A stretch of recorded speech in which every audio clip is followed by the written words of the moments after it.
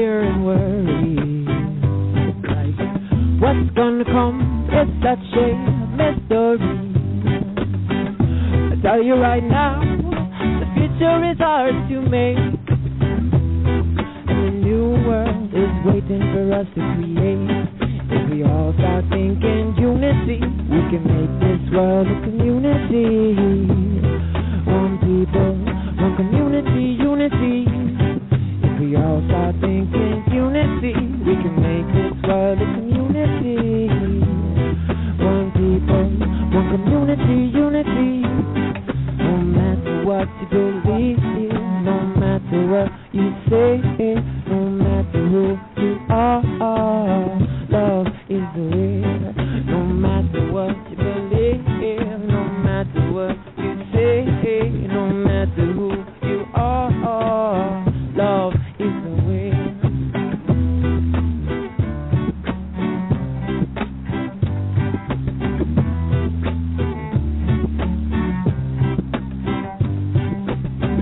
I have a vision of a better place. See all the colors making one rainbow red.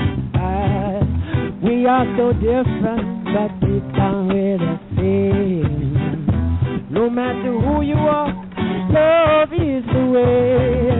All I really want to do is see this world become a peaceful place.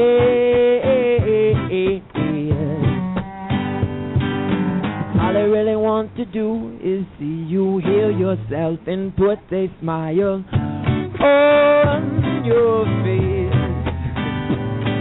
If we all start thinking unity, we can make this world a community. One people, one community, unity. If we all start thinking unity, we can make this world a community. One people.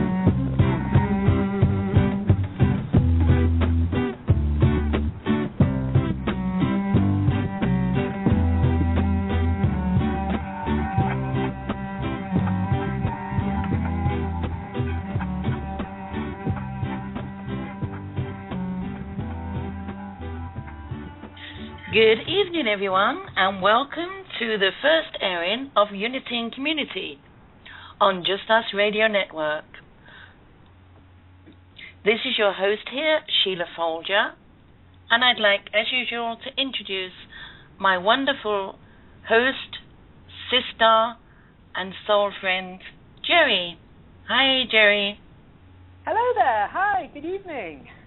How are you? I'm very good, thank you. How are you?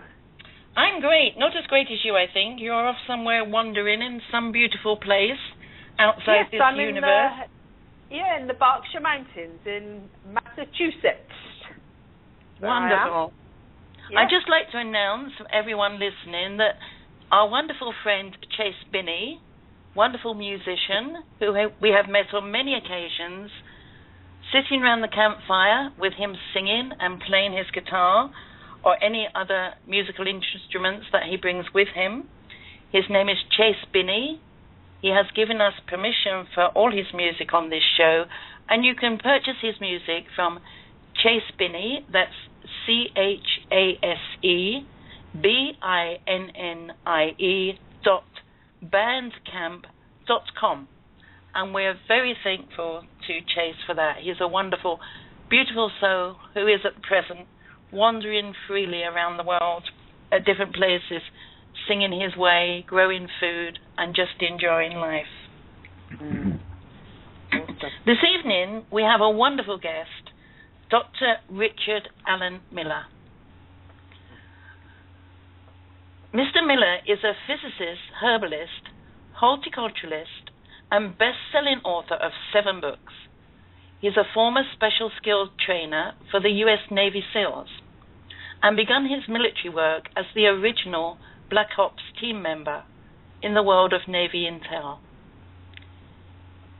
He now has amazing experiences and conclusions to share with us all. He is the author of numerous books, foundational papers, including A Holographic Concept of Reality and Embryonic Holography.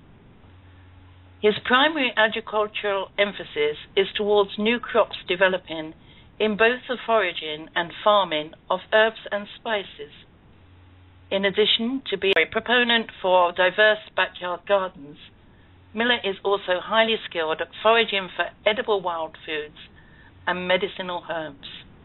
His writings reveal a depth of knowledge and experience in three major fields: alternative agriculture, physics and metaphysics. He was and still is in the international front lines of research, experimentation and documentation. Today he writes for Nexus magazine. You can also find him at the website USA Prepares, where he is an instructor in health and medicines, a doomsday preppers and mind control. He has written many books, including The Modern Alchemist, ESP Induction Through Forms of Self-Hypnosis, Native Plants of Commercial Importance, The Encyclopedia of Alternative Agriculture, The Magical and Ritual Use of Perfume, The Magical and Ritual Use of Herbs, The Potential Use of Herbs as a Cash Crop, and his latest book called Power Tools for the 21st Century. Dr. Miller's knowledge and experience come to us from so many different areas of expertise, it would take the whole 2 hours of this show to mention them. Apart from his highly intelligent and mystical mind, Dr. Miller is a lovable character, full of fun, living life to the full. Maybe. So, welcome to Just Us, Dr. Miller. How do I enter into that fray? I know I'm going bald, and from unnatural causes. That's what it is. I hear that's a sign of immense intelligence going on. Well, no, I pulled it out. Just because I'm bald doesn't mean it's natural. Well, everyone tries to be like that now. Everybody's shaving their hair. I know that Ku Klux Klan is everywhere, and if they're not Ku Klux Klan, then they're posse comitatus.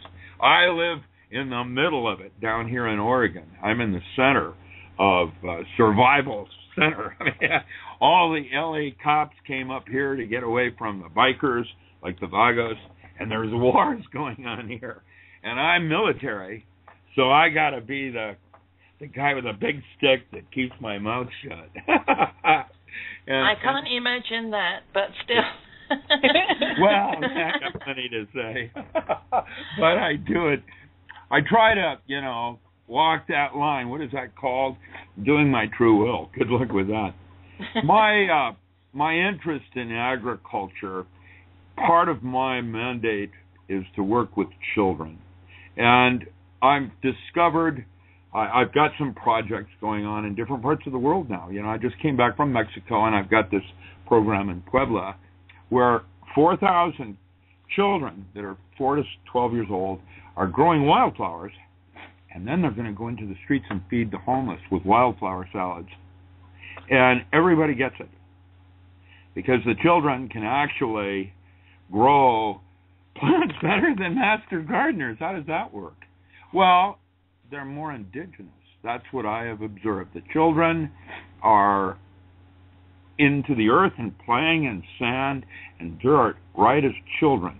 And if you made gardening part of their recreational sport, I think that a lot of our problems would be solved in terms of taking food off the monetary system.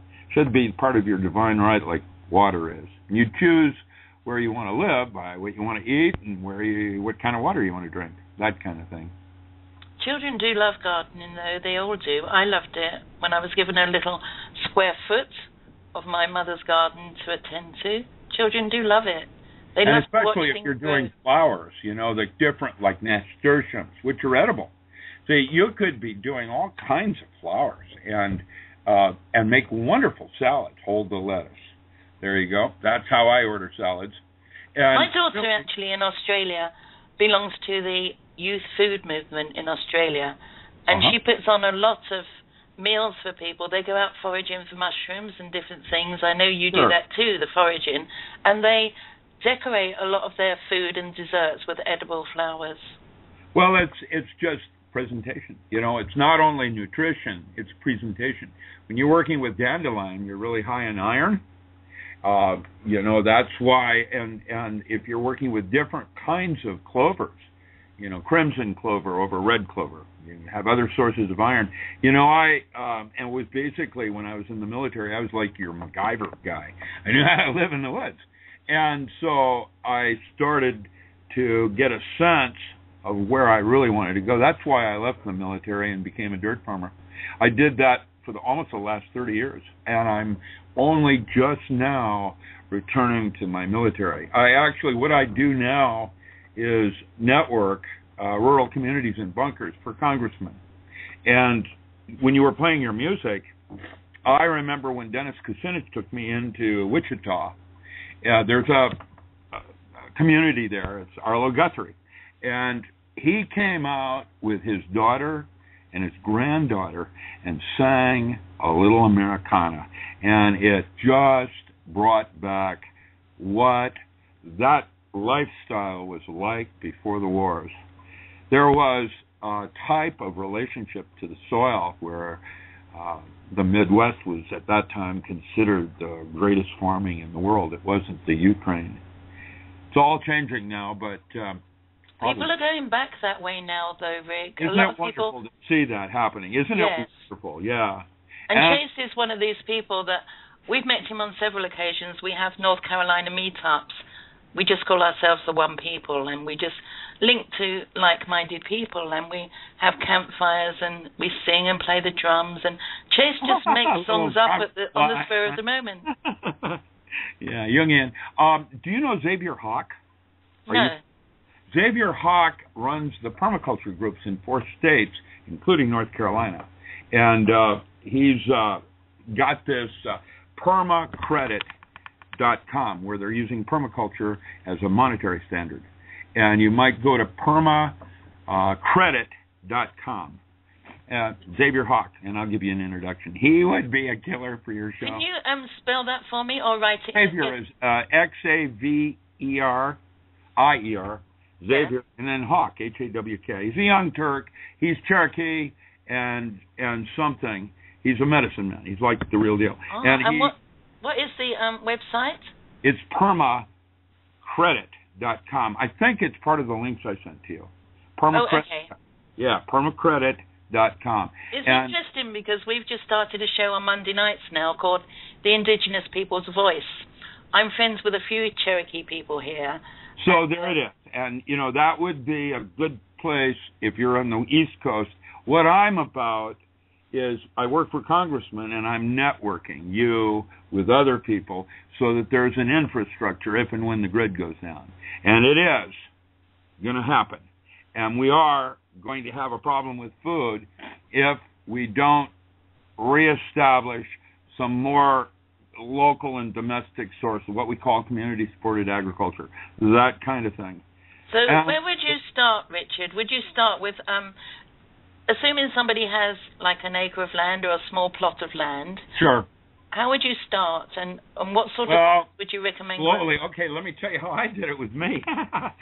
Small steps, Allie. You know, from contact.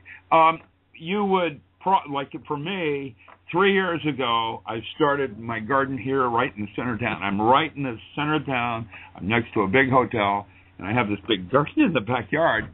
And I started it 4 years ago, rototilled it up, pulled it under. It's been grass, you know, so it was all sticky soil. It was like dead. And I started adding chicken manure, and over the next couple of years, I built the soil up. And while I was doing it, the first year, I learned how to garden. The second year, I learned how to can. And this year, I'm learning how to eat out of my cupboards. In other words, you just start small projects, maybe a cold frame around the house, you know, for your lettuces and early bird things. Just a little tiny cold frame kind of thing. And then expand it out. If you're getting old like me, raised beds are nicer. But big fields like I have here in my yard, half my garden is in comfrey, and I have a still, and I'm actually running my 280Z off my garden. And while it doesn't have the zip that, high octane does, well, neither do I. So it's all right, you know what I mean? Because I use my 280Z, it's restored, as a showpiece when I drive around town, and I'm running it off my garden. And that statement, yeah. So, simple. What actually do you use on your land? Obviously, on natural fertilizer. No, well. Everybody's different. It's like bodies, habitats. And everybody's got candidas or whatever. They got a little kind of thrip and nematode, okay? Red spider, whatever. Everybody's different. So what you do is you start by seeing what's already growing there naturally, wild, because that's what God wants. And so he's talking to you about, like, if you have a lot of thistle, it's probably the soils have been overgrazed and cramped down into clay pen. And what you need to do is put winter wheat in it, plow it under in the spring. You can get fancy and inoculate with mycorrhiza or whatever. I just usually, not anymore, used to go over to the beaches and pick up the narrow cysts, the brown algae, and, put that on my field. It's really high in trace minerals at liming. That's always wanting to make it sweet.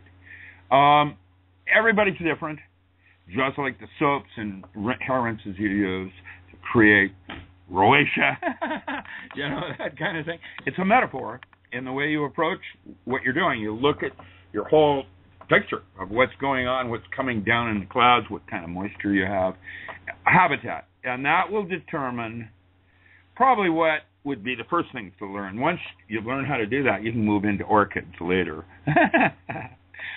Things that are real fussy and require, tight environments and things like that. I think sweet potatoes would be cool. I sent you a link on sweet potatoes. Most people don't know they're a little different than potatoes, and they actually have to be cured to get the flavor in them. Out of the ground and eat them, you have to let them sit. And each crop is different. It has a personality.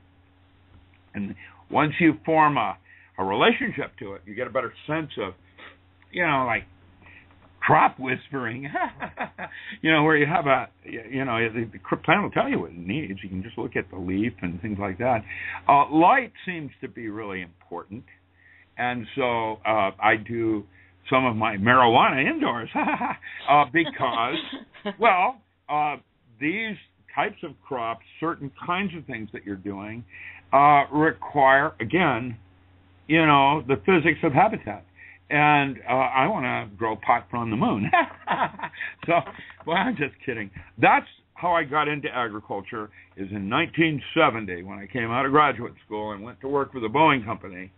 I worked for Art Pilgrim on Lunar Base Alpha 1, and I was the physicist in charge of light, and we were growing cannabis indica and changing cannabinoids and the tumble ratios by the types of light that we would hit it with. I've got secrets. So, Rick, you're using your natural intuition, if you like, or your connection with the earth and the plants. You're basically speaking to the plants and trying to find out what likes to grow, what will, in fact, give you permission to grow them and to nourish you in the natural way. Yeah, you can, just looking at things, if you take a close look at it, you can see what weeds are trying to spread and why. And sometimes it might be a varmint, like a raccoon or something. And so I make hats. And I'm kidding. I wouldn't kill a raccoon. I think they're cool. But, I'm just kidding. They do in North Carolina, though. I know you got a bunch of them there. I was going to even write a paper on small animal butchering. I'm kidding. I think that the kinds of crops, like I would actually have my grapes. I have two sets of grapes, one for the raccoon and one for me. That's how you do it. Rather than going in and exterminating, you find a way of coexisting or sustainability. That's a good word. Where you're taking a sense of how you fit in the bigger picture of what's going on in that habitat. Obviously, if you're in the boreal forest, it's quite different than the Olympic rainforest. And you want to have a sense of the kind of rain that you get and when you get it. That'll tell you what kinds of crops. You know, here in Oregon, we can't really grow eucalyptus, but a couple of my friends do it, and it's beautiful. But I don't know what your weather's been like, but the weather here is very difficult. We've got no snowpack this year, which means we're going to be the driest in 100 years, and California is in a world of hurt.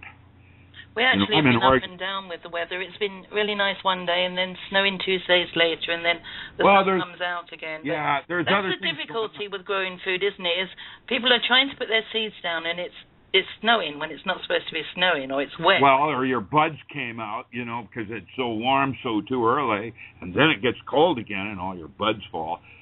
That's what we have. We do pears here, and so we have to be very careful, and we have smudge. And while they haven't had to use it, very strange weather. Very strange.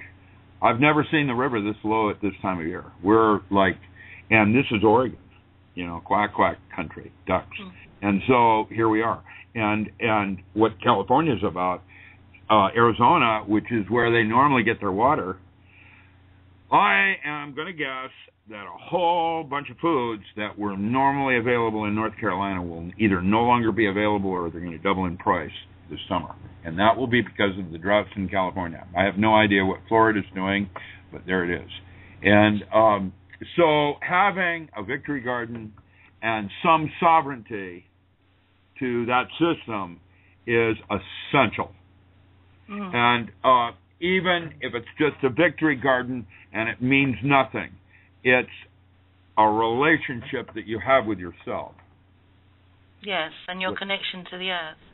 Well, and your importance of having the ability to feed yourself, you know, and knowing that you can do that. Yes.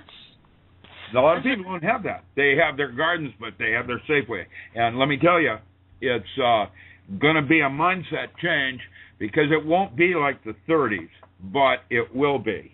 And in other words, you're going to have more local infrastructure for support, and that would be semi-urban and rural, urban and semi-rural communities where there are little groups of people that work together, and where you find your position in a lot of things, like, you know, you're the storyteller as opposed to the farmer, whatever. That part happens differently in each community. The indigenous aspect is how the children have a better sense of how to approach the land than we do. And so I felt, this is what my studies have shown me. We have here a thing called Spark, where the autistic children make bedding plants for the city. And how is it that they can do better bedding plants cheaper and better than master gardeners and they're autistic? The problem with education is that they've tried to normalize everybody as the same. And that's what they call, this standardization. What is that called? I forget what the term is they use in education right now. But really, where our gifts of lie, our resources, are in the diversity of our children and their possibilities. You see, that's what's happening now, Rick, because it's this time when lots of people are waking up to what's going on. And there are so many intentional communities around now because everybody's getting ready, so they're going to help each other because that's the way we're moving. And children are born these days with the knowing that the earth is going to change and the people are changing. Yeah, well, there's going to be some serious change, actually, in a short period here. And when I say that, we can't even eat anything out of the Pacific Ocean anymore on this coast. I won't eat seafood. I grew up in Seattle. That was my primary diet, is seafood. And I don't eat seafood anymore. Mm-hmm. And when I buy food at the store, I almost want to feel like I want to go in with a Geiger counter. And so it's so important to grow the right food.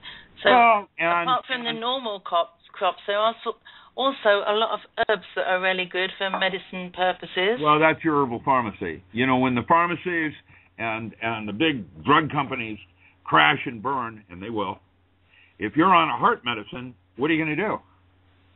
And so you have an herbal pharmacy as part of your garden. That would be a good place to start, is a couple of the basic plants. You know, start with oreganos and marjorams. They're similar. They're actually different ones. Oreganum heracleotium is the one I would recommend. That's a Dalmatian. That's oregano that's real high in carbapenem. That's the one you want. It's Oreganum heracleotium. It's a white oregano. There's a white sage, which is salvia. What is it? I'm not going to go divinorum. Get everybody stoned. There's a white sage that I also like. It's trilobed. And salvia, what is it? It's salvia heracleotium also. The salvias, the sages, are used mostly for meat and putting up meat to keep it from rotting. And so you're going to need oregano and you're going to need sage if you're curing meats. And that's that. And so, you know, once you start to think about your selection of which spices, you start with spices. That's why they call them spices. You know, they spice up things, making it edible. You want to then go toward certain crops that are needed. Like if you had migraines, that's feverfew. It's a chrysanthemum.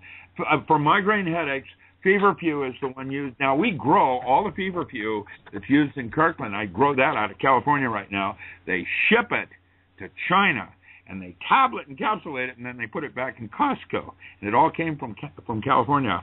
The feverfew is a swath, windrow, and bale type of crop like catnip or nettles, and you can put that up as a hay crop. It's simple. I have written extensively in the encyclopedia. It's 5-volume, and it's 10 years of newsletters cross-referenced with marketing and actual growing, how to do it. That's what I did. When I left, I'll give you history. When I left the military, I announced to the world that I'm going to become a mountain man. I wanted to learn how to farm. And Henry Barth flew all the way over from Nuremberg. He's the 5th richest man in the world, does all the hops in the world, and gave me 28 farms in 4 states. So with deep pockets. I had one here at Sunnybrook Hop Farms. It was here in Grants Pass. And a lot of my PDFs that I've written on how to grow these crops are at herbfarminfo.com. And what I do is I'm an agricultural consultant for Richters.com. Richters of Canada is where one of the 2 sources for your organic seed. Now I work with Conrad. Conrad Richter was Otto Richter's oldest son. They're out of Toronto. The other would be Johnny Select Seed. I chose to work with Conrad. Now, what I did is write over 360 monographs on how to set up a processing facility, how to do echinacea and angustifolia, whatever. And these monographs are detailed with cultivars and variations in chemistry and harvest and marketing techniques. Because, you know, if you're going to, my advice to people is not to ever think about growing crops for export anymore. Originally, we were exporting to Germany. Whatever the United States would use, Hamburg would buy 10 times that. Echinacea is an example. And so I have friends that are currently shipping 400,000 pounds of root every year to Hamburg. And but, you know, U.S. companies like in Utah and so on use that. However, smart money is called adding value. That means that rather than you could grow dandelion and chicory and make an Indian herbal coffee where you roast it on site.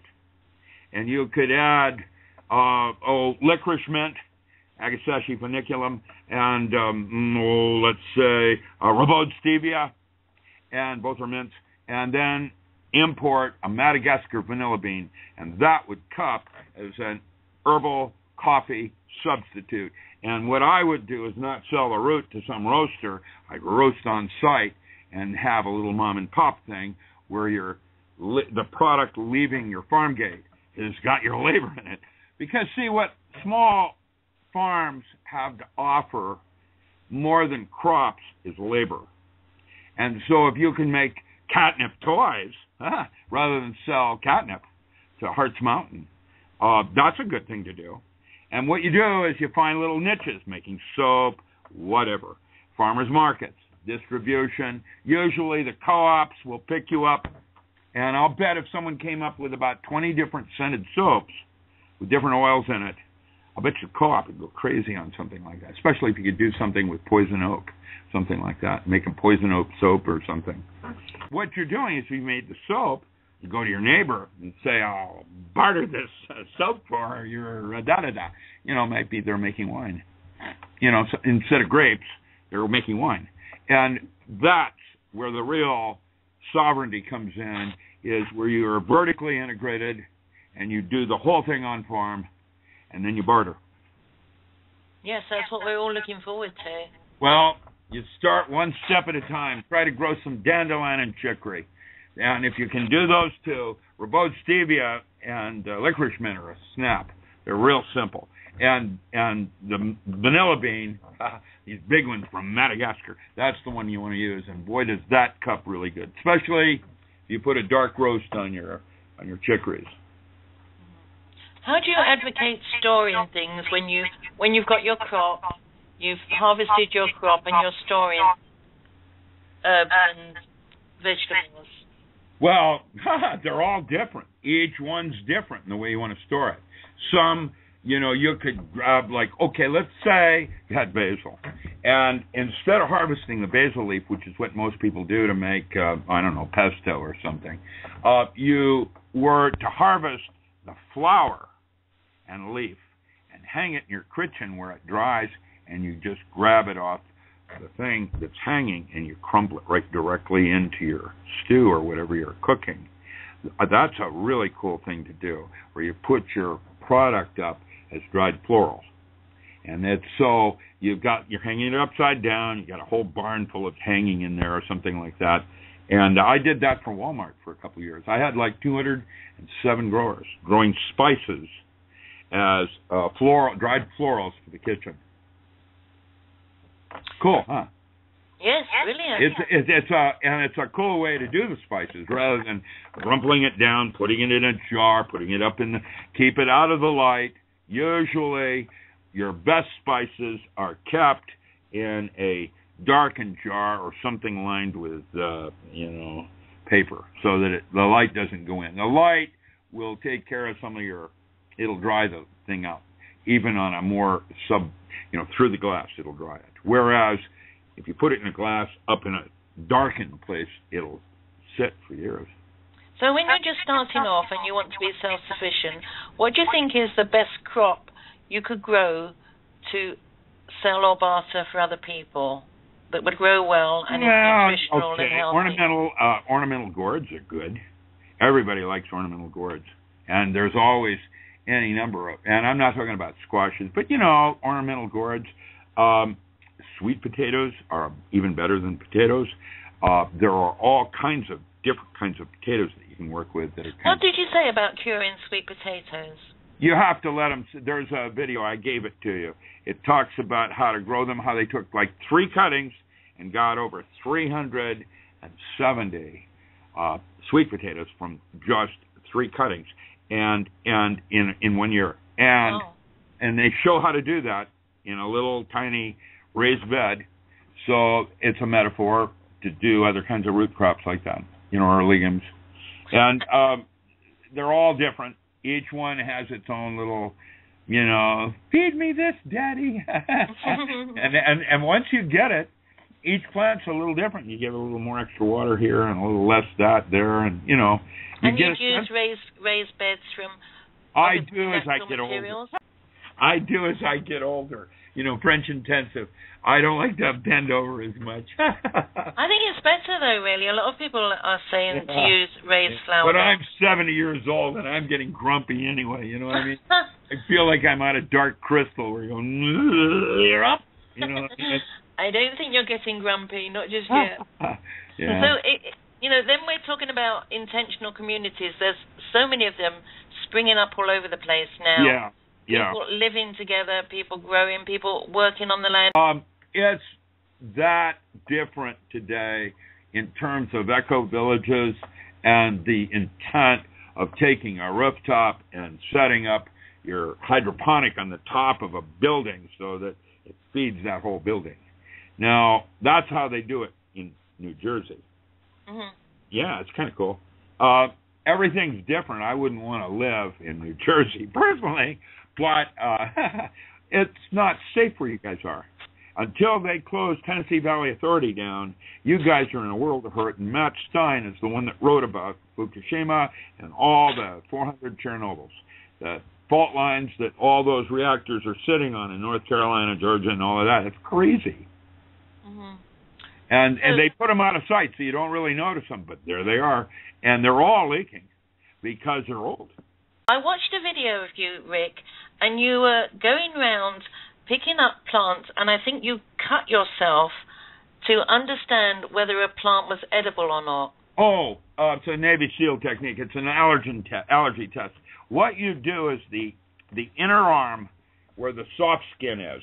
What you do is you take a fingernail and you rip it across so that you're tearing the first layer of epidermal. It doesn't bleed or anything. You're just putting a white line on your mark. And you can put a plant on that wound, and if it festers, within 2 minutes, you've got toxins, or what we call histamine release, in terms of it probably not going down well with you.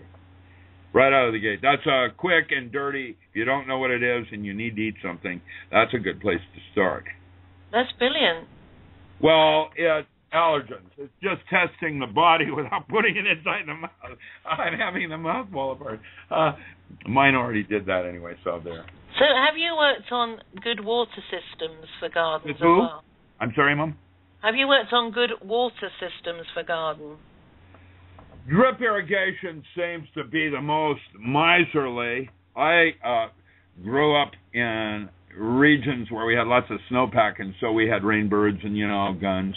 But the best way is drip irrigation, because then the only water is going to the plant you want, not the one you don't want, which are called weeds. Plants out of place. And so if you're using a rainbird, flip, that's going to, water everything. Mm-hmm. Always. I don't know, in North Carolina, I guess, when I used to, it'd be 110 out in the field and I'm moving handline, I was naked, I would always wear boots up to my knees for the rattlesnakes.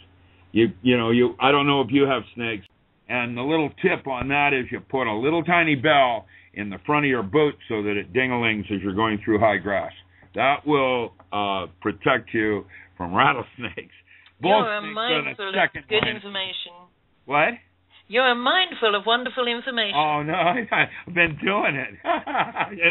You don't know what it's like running a combine through some tall grass and watching pieces of a rattlesnake going out the back end.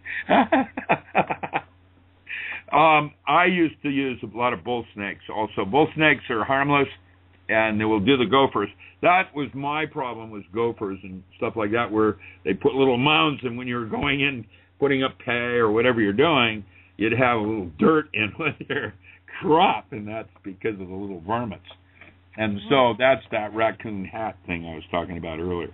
I thought gophers were actually not real before I came here. I never heard of them before. Really?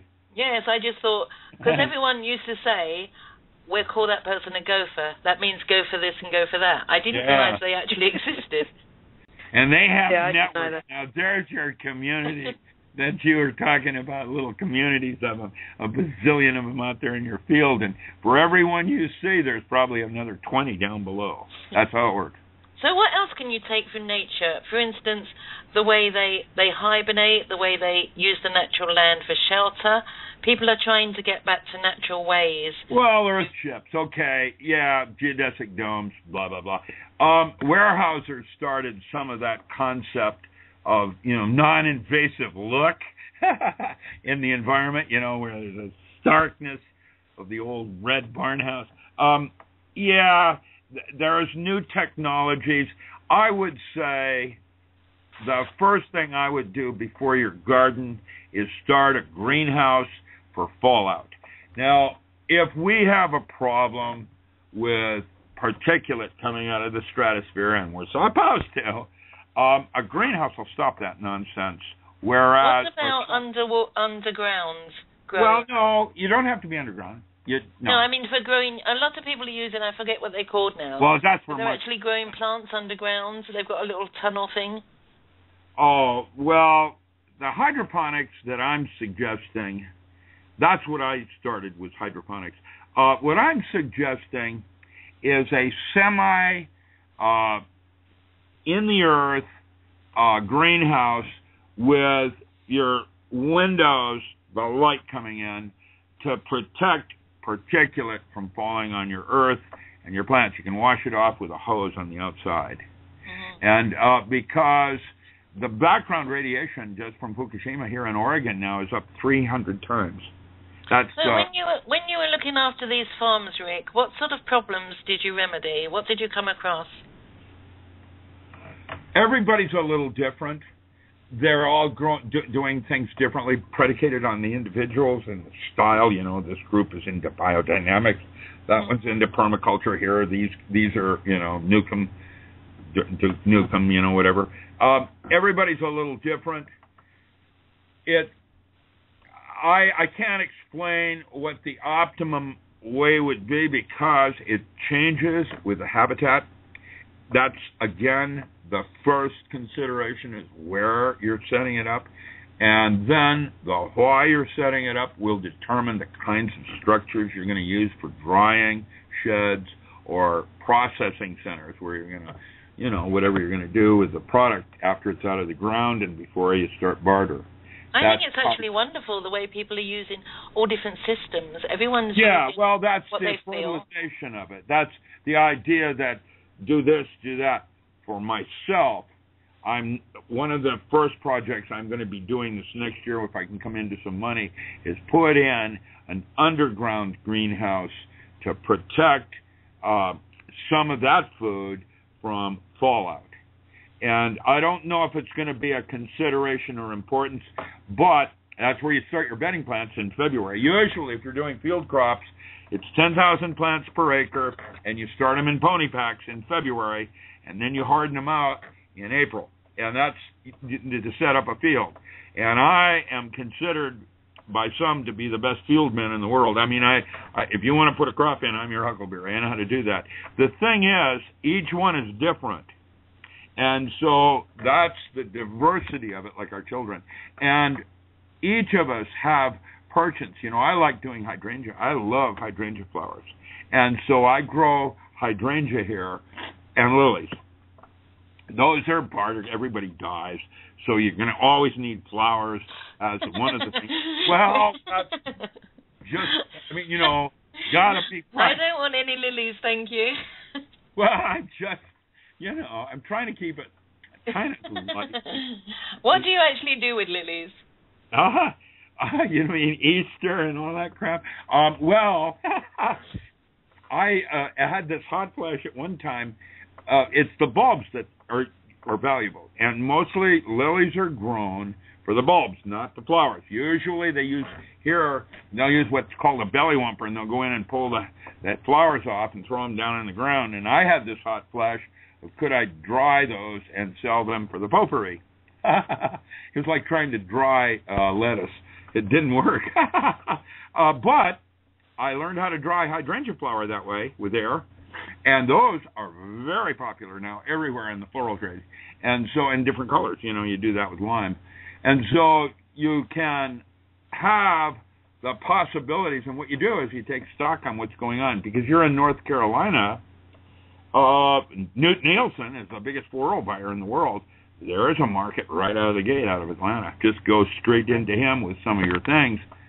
There's a bunch of auction houses down in Florida, Dutch auction, and I used to do that up in Vancouver, where we would auction a cargo box of flowers every 4 minutes, 24/7.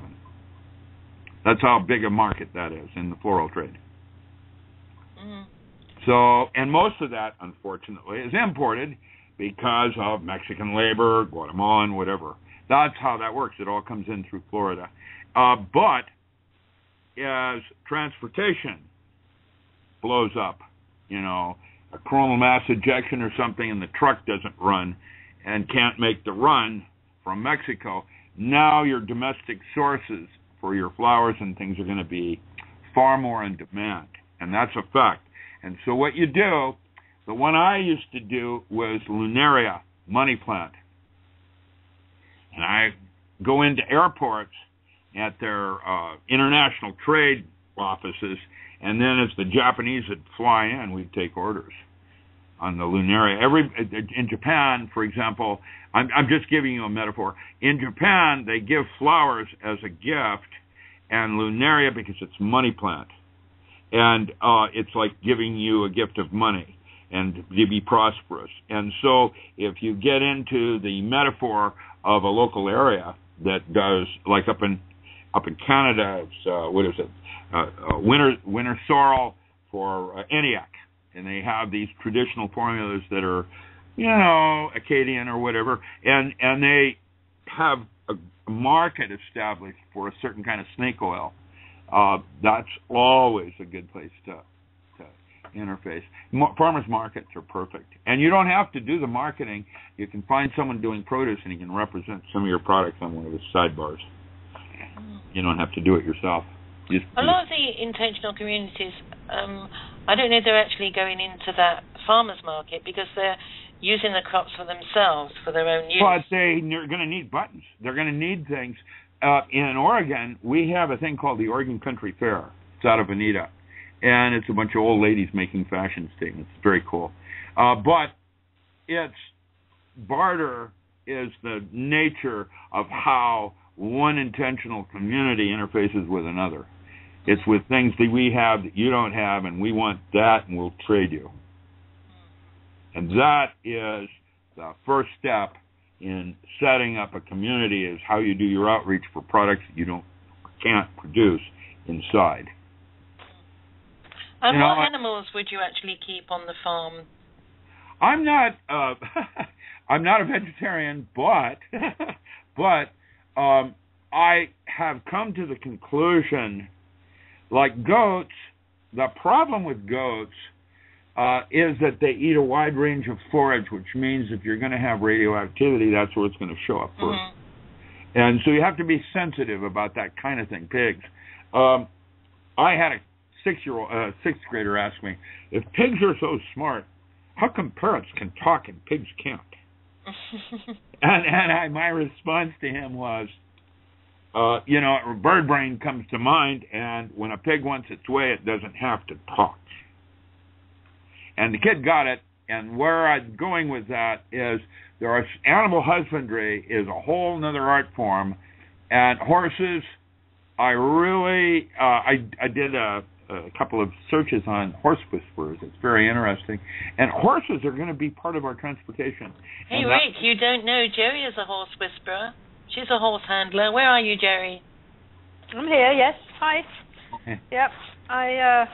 I've had a long lifetime with horses, and they're beautiful creatures. They have a lot of features. I get that horse whisperer thing. There's 4 videos out. I have a local a friend that runs the post office, and she does horses. Her husband, we're going to have a big breaking of wild horses and things like that. And they have this video of this old guy that did horse whispering, and it was, I guess they did the movie around him with, what's his face? Robert Redford. Yes, thank you. And this guy, and I'll send you those videos, they're excellent, because he learned, like Temple Grandin, how to think like a horse thinks. And once you get that, there's he called it equine, the language that they have, just like dogs and the way they move their tail have a way of communicating. And this guy discovered that, and I am now so impressed with the that Monty Roberts. Was it? Yes. Monty Roberts. Yeah. Very much. Yeah. And there's 4 videos out on him, and it's just excellent. Yeah. The way Yeah, he went out as a young man. He watched his father just horses, and he learned that wasn't the way to do it, and you needed to just communicate with them and be kind and assure them that you weren't going to hurt them. And horses are amazing things. Like you said, they've got so many ways that once you understand them, you can completely work with them. If you don't understand them... I think that there's a misconception, too, in terms of what mammals are, because it's my personal belief that there are 4 mammals on Earth that are more highly evolved than man. And I can do a strong argument on it. I was the guy that Carl Sagan hired when I was a little kid. I had these things with languages, and they brought me into John Lilly's labs to try to break the language code of the dolphin. And I discovered, this is like in 70, I think it was 74. I went in, and I was there 10 days, and discovered that the clicks and whistles of the dolphin was a form of Clifford algebra, dimensional math. They had a redundancy coefficient that was 10 times more efficient than Hebrew.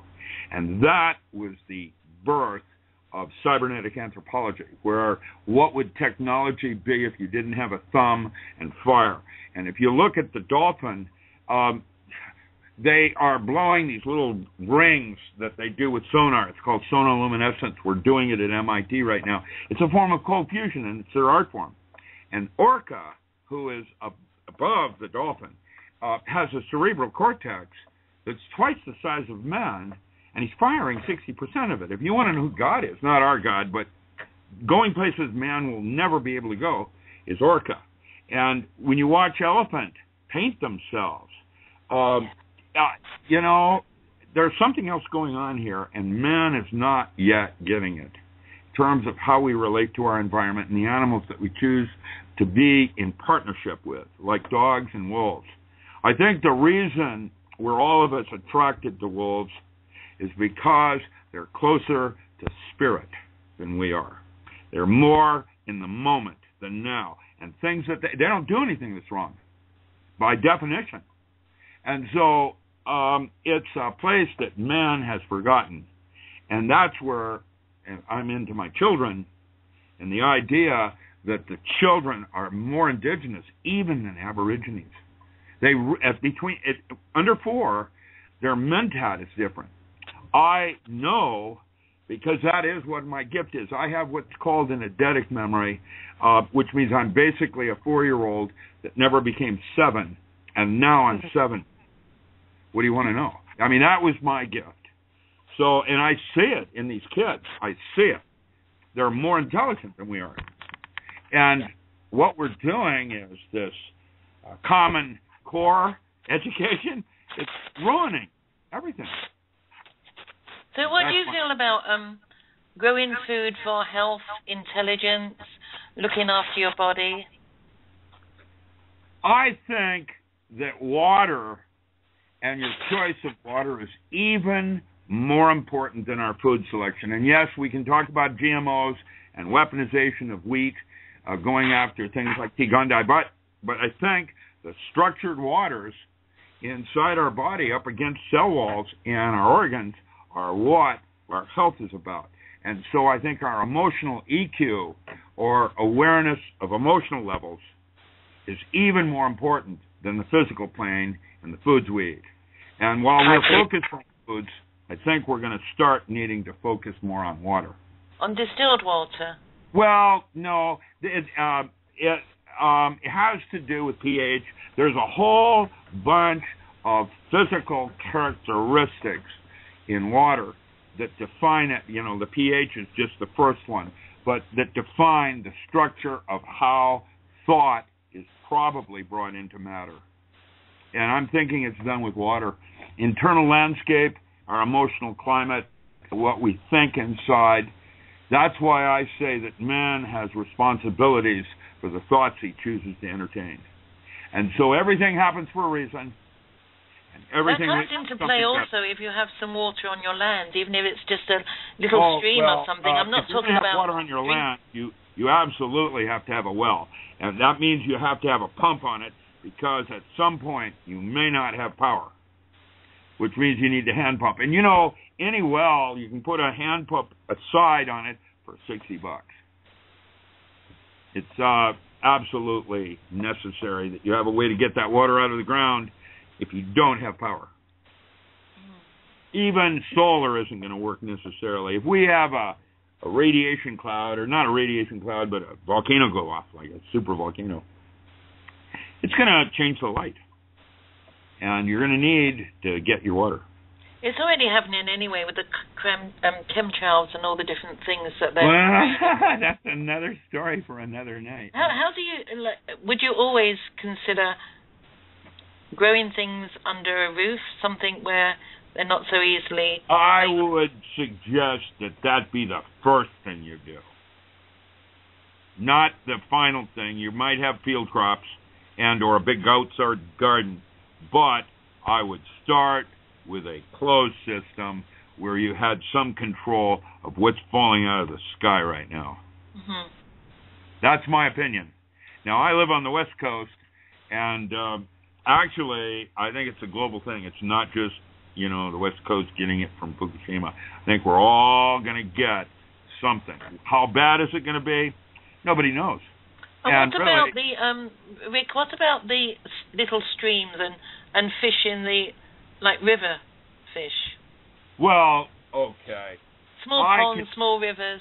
Yeah, I can tell you that there is contamination coming from chemtrails, Fukushima, and the like. There is garbage coming down. There is insecticides getting into the groundwater. That is a fact. That's why there's such a movement against GMOs and related, where you have Roundup Ready in the gene itself. So it's everywhere. And it's like we've been invaded by something and terraforming us. And what we need to do is just say no. Stop that nonsense. And the first thing for me, now I have my open garden, the alcohol doesn't matter. If it gets radioactive, I can still that out in my still, make it just but that's a survival technique. Well, it's just... Yeah, I thought you'd like that a little bit. But it's doable. And actually, to convert your engine, if you're electronic ignition, is actually simple. It's inexpensive. And do you make wine with your grapes? What's that? Do you make wine with your grapes? No, I just usually never get that far. Either the raccoons get them. They seem to know the day before I'm going to harvest them. I don't know how that works. They're into my diary or something. That's the other thing you should always do, is keep a farm diary. Every day, make an entry on what you did. And so you got a historical snapshot of what went wrong and what went right and why. Right. Well, that's what all farms should have, a diary, When you change your water, what you do, that kind of thing. The varmints that come through, the deer, whatever. We're actually going to take a music break now, sure. Rick. So we're going to have a little sing and dance along with Chase Binney once again with Together. And we'll see you after the break. Make this world better when we come together. We all in this together. We all in this together. Make this world better when we come together. We all in this together. We all in this together. Make this world better when we come together.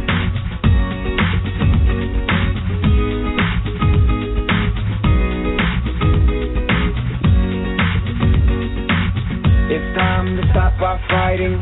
Come together, be enlightened. Make this peace start from inside. Let it shine out to the skies. Be the beauty that you seek. Be what you want and be unique. Be a princess, be a freak. Shout it from the mountain peak. No one tells you who you are, it's you. Only you know what's true for you. We can all be different and take a stand. Cross the borders, we hold hands. We hold hands. The earth is one family, we hold hands. We hold hands. We hold hands. The earth is one family, we hold hands. Singing songs of love and peace, we will come together. Make this world better when we come together. Singing songs of love and peace, we will come together. Make this world better When we come together, we all in this together. We all in this together. Make this world better. When we come together, we all in this together. We all in this together. Make this world better. When we come together.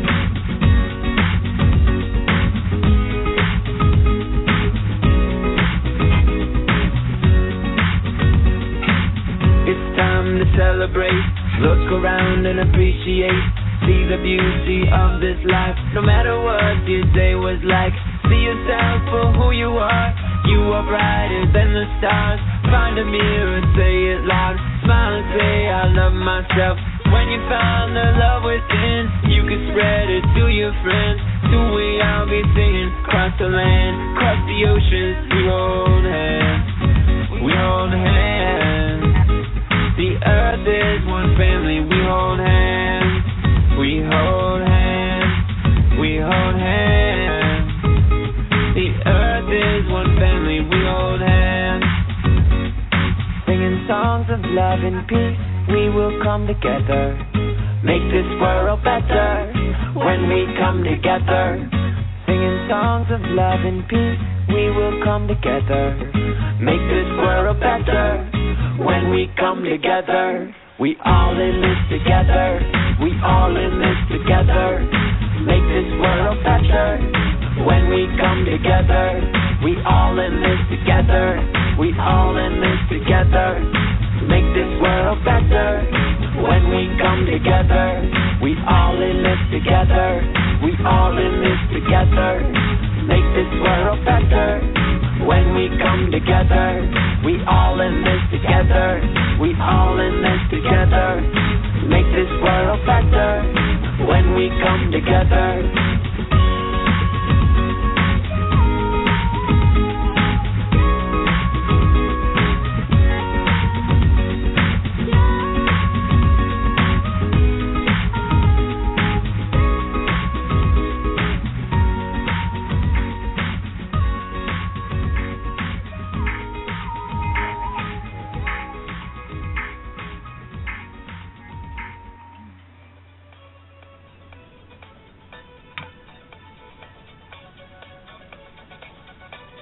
Join us on Just Us Radio Network for our shows Enflowment, Unity in Community, Numbers in Time, The Indigenous People's Voice, One Point of View, Walking the Talk with Kurt, and the People's Round Table. Check out our website for information about upcoming shows.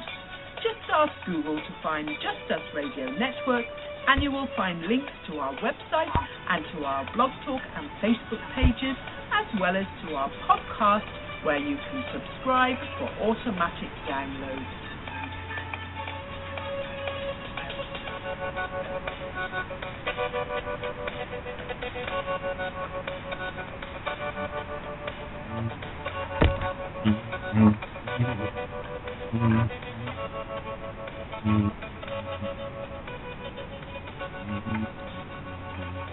And here we are again on Unity and Community. This is Sheila Folger with my co-host, Jerry Jones. Are you there, Jerry? Hello. I am, yes. Hello. Hi. And our beautiful guest this evening or afternoon to Rick, Dr. Richard Anna Miller. Welcome back, Richard. Thank you. You bet. We do actually have a question in the chat room. Deborah Denmark, one of our friends, is just starting a community growing things, and she has a question for you. She says, if you have a greenhouse to keep particulate radiation off your crop, how do you ventilate without pulling that crap inside the greenhouse? What I call pressure positive, where it goes through filters. You can filter that stuff. That's what you do. That's what a greenhouse does. Filters it. You're not pulling the air from outside. You're filtering it. And so do you buy these filters? Or? Yeah, you can buy them, you can make them. They're simple enough. There's all different kinds of designs for filtering. What we're looking at in particulate is not the size of smoke, so, it's going to be an easy one to filter. It's a particulate, usually an air molecule that has a bunch of garbage in it. How would you go about making one? I'm sorry? How would you go about making one? Well, you can use a coffee filter. That'd work. Oh, wow. Paper. Where the paper breathes. You're looking for a certain micron size. Uh-huh.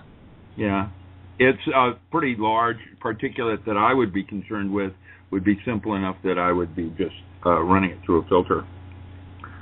And then cleaning the filter periodically, yeah. She's also saying, what about the radiation? What's that? What about the radiation? Well, it's going to be cesium-137 and possibly strontium-90. And it will, we've already got it in the United States, okay? It's already fallen. They're noticing weird aberrant plants where particulate thing came down and mutated the dandelion to where it grew 4 feet high or something. They have it all the way back east. Most of it that came down at first from Fukushima was up in and around Michigan. Some of it hit San Francisco, and the most of it went up north of Alaska into the Arctic, and we were real lucky. So what would you do to try to help with that before you eat anything? What would you do to try and compensate with that before you eat anything? Well, I don't have the whole physics because it hasn't been written yet, but I would say that at some point a Geiger counter is going to be used in the selection of what you're going to eat and why. Right. I don't mean to be negative about it. It's a brave new world. Think of it like germs. A couple centuries earlier, we didn't have that concept of molds and germs, bacteria and viruses, different layers or sizes of the habitat. And really, it's just having to pay attention. And is there any particular way in the preparation of the food, whether you should... Well, getting heavy metals out of a fish is impossible. You can't do it, and it's already done some of the cellular damage in the meat, and so it's highly suspect. Fish that are coming out of San Francisco right now are showing exaggerated levels of radiation, and they're blaming it on Fukushima, but it wouldn't surprise me if it all didn't come from Hanford and the Columbia River. I think it's coming from every direction now, actually. That's right. All your reactors, your GE Daiichi-like reactors that North Carolina's famous for, are all old, built in the 80s and the 90s, and they're leaking. That's that. You've had when you've got food in a greenhouse, so you're going to use a filtration system. Yeah. When you're ventilating. What about the actual earth that you're using to put them in? Take them off the ground and put them in... Oh, well, there's bioremediation things. There's foods you can eat that will grab some of that particulate matter and haul it out of your body quick. Your thyroid is going to get assaulted. That's, you want to do nascent iodine and shit like that. However, what it's going to do is create a new concept of hygiene, where when you come in from outside, you leave your boots in a special room. You do not take them inside, and you decontaminate yourself before you go inside. Shower, just like in the old farm days. Mm-hmm. It's going to be a different kind of practice in hygiene, where you have a decontamination area where you clean yourself off before you go in and lay down in your bed. Okay, and there must be different plants that you can use to... There's the classic ones, of course, zeolite. Pyrolytic clays. You can find those around your riverbanks. Some of those pyrolytic clays will go in or roto-rooter you pretty good, like they do with your skin on the external. They'll go in and clean you. But blue-green algae are the ones that I have consistently seen, and then there are pharmaceutical mushrooms that will bioremediate, agaricus, some others like that, Coriolis. These are pharmaceutical mushrooms that will... They're talking about colloidal silver and some of this other stuff. I'm very suspect. I know that colloidal silvers will metabolize differently. However, for me, cancer, the body is always making mistakes. And what you don't want is that for it to continue making a mistake. If it makes a mistake, that's normal, and the body will usually rotate that out. If it doesn't, then it metastasizes, and that's when you have cancer. A lot of the health issues as well are down to our mind and the way we perceive ourselves. Well, that's all part of it. Polysaccharides are sugars that deliver oxygen to the body on a cellular level. And cancer cannot exist in an oxygen-rich environment. That's it. That's the definition. Mm-hmm. It has to do with ATP and the oxidation process. Now, with that said, one of the chapter that I wrote in my Power Tools book is on Cordyceps sinensis, a hybrid form that I fed my Navy SEALs. It acts like speed, but it doesn't have the horrific impact on the central nervous system that methamphetamine or some of the other speeds would. It's actually about oxygen, which means your body can't get enough of it and actually functions better. That's basically the way that works. Sleep deprivation aside, I would say that's possibly one of the biggest and strongest drugs there is. Not the speed that keeps you up for 3 or 4 days. It's not getting any sleep. And so health has many faces. Much of it starts with your belief system, what you think's happening. Do you want to talk briefly about your new book in this show? We'll talk more about it on your one point of view, but in your book you were saying that these tools are now made available to duplicate the training that you gave to Navy SEALs, and the goal, of course, would be to take personal responsibility for our own evolution by using these tools. Well, you have toys. What they are is enhancements, shortcuts. In terms of meditation, training the mind takes 30 years. I can get that same mind using brain drivers in less than 3.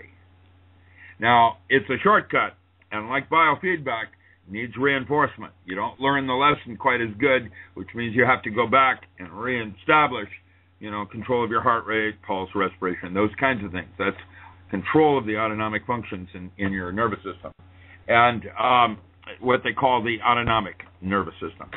The one that goes in automatic form, you can, like with allergies, reprogram your body very simply to not have a terrible response. Like you do the arm test that I talked about, for an allergen, but let's say you have a perchance to pollen, and it's going to make you stuffy. It's going to swell up your sinuses and blah, blah, blah, blah, blah. There is a 10-minute window between when you've been exposed to the allergen and it's going to actually start manifesting symptoms. And during that 10-minute window, if you were to lay down, put a cold washcloth across your eyes, cold, and meditate going into a light alpha state, what you've essentially done is trained your body to less react with histamines, because all allergies are not about the allergen. They're about your body's response to the allergen, which are histamines. And what you want to do, like snakebite, is learn how to slow the response of that so that your body can recover from something that it would normally otherwise be hypersensitive to. And all of that's reprogrammable with just some simple mind exercises, going into a light alpha state, putting a cold compress across the eye. You do that once, and your second exposure to allergens will be less than a quarter what they were previous. And in most cases, all allergens can be reprogrammed out of your response system. So can we use that when we're going into this time where food is all contaminated? Can we use it for that? Well, that's more of a physics kind of thing where you need to filter those particulates that fell down into the plant and caused it to mutate. But your mind can overcome that, can it not? We have the power to do that. Well, that's the theory. I haven't been able to do that yet, and I'm pretty good at my mind. Well, stay tuned on that. I'm going cross-eyed trying to hum my way out of it. Jerry has a problem with that word can't. Well, it's possible. Can I pop in with a question here? Sure. We're talking about the mind a lot, and we're also talking in great detail about, trying to be ready for when the grid drops out and, prepare with foods and all the rest. And basically the biggest control the system has over us is our need for food. Now, you are a man who has tested out many, many things. Have you ever considered breatharianism? Breathe, yeah. I have a whole chapter on that in my book, by the way, breath control. Yeah, but nice try. Well, living without food. It's not just breath control, it's living without food. I know there's this guy in India. I'm familiar with that study, but I haven't been able to do that where I pull all my nutrient out of the air. That's what a breatharian is about. I mean, at the end of the day, that would be the way to beat them, is not to need food. And I've seen people, on YouTube videos claiming they're living with no food or water. Yeah, I can also slow metabolism like in Golden Child, but look, it's 3 minutes for air, 3 days for water, and 3 weeks for food. And that's the bottom line. You can go 3 minutes without air, you can go 3 days without water, and you can go 3 weeks without food. And after that, it's tough. But these people apparently are saying that they are living without food or water permanently. Well, good luck with that. I saw that one story of a guy in India who was in the hospital. Yeah, really. The thing is, we can't really go any way down this path because it's the air that's going to be polluted anyway. Well, so there it is. Living on air isn't going to help much. Unless, of course, you were black mold and thrived in Chernobyl. That is, there are life forms now that are thriving at Fukushima. What kind of life forms? Yeah, it's a black slime mold is what it is.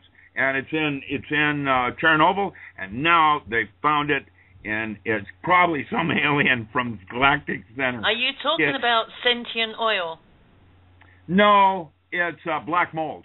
It's a black slime mold, different than the black molds we have up here in Oregon that are real tough on your respiratory. It's a black slime mold, and it likes that high-energy gamma ray. And that's what it is. It's thriving.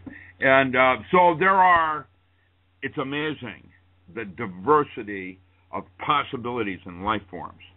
And what mutually exclusive, I might add, but, Deborah's asking another question where she's come across some people have shown that fungi can be used to remediate the soil.